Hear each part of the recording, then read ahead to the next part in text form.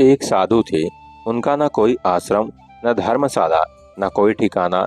जहाँ रात्रि होती वहीं ठहर जाते और भिक्षा से जो मिलता भगवान का भोग लगाते।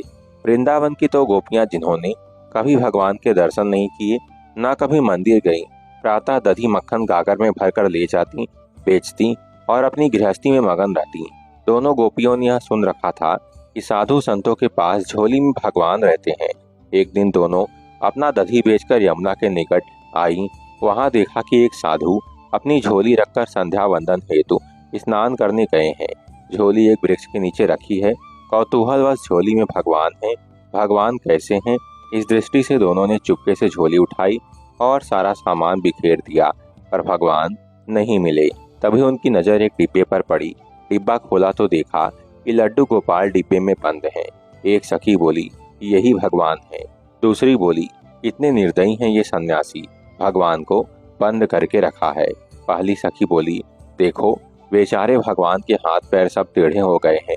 दूसरी ने कहा, बेचारे बंद जो रहते हैं, हाथ पैर हिलाने की जगह भी नहीं है। अब दोनों ने लड्डू गोपाल को उठाया।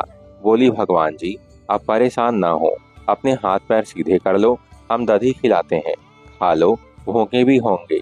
दोनों ने भगवान की मूर्ति को सीधा करना शुरू किया। भगवान को भी उनकी सरलता पर आनंद आ रहा था। वह भी मुस्कुरा रहे थे। जब वे थक गईं, लेकिन हारी नहीं तो भगवान को हारना पड़ा। लड्डू गोपाल की मूर्ति सीधी हो गई। भगवान सीधे खड़े हो गए। दोनों ने भगवान को नहलाया और दधी खिलाया।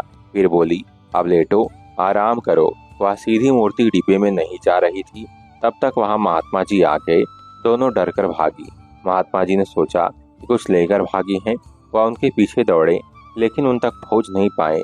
लौटकर झोली देखी तो हतप्रभ रह गए। भगवान लड्डू गोपाल खड़े हंस रहे थे। महात्मा सारी बात समझ गए। वह भगवान के चरणों में गिरकर रोने लगे। वह खोजते हुए उन गोपियों के घर गए, उनके चरण पकड़कर रोने लगे। धन्य हो तुम दोनों, आज तुम्हारे कारण भगवान के दर्शन हो गए। मैं आजीवन संग लिए घूमता रहा, पर सरल नहीं बन पाया। कथा का भाव यही है कि नवधा भक्ति में सरल भक्ति महत्वपूर्ण है। भगवान भाव और सरलता पर रीझते हैं। हम जीवन में सरलता नहीं ला पाते, यही हमारी सबसे बड़ी विडंबना है। हरे कृष्ण, राधे राधे।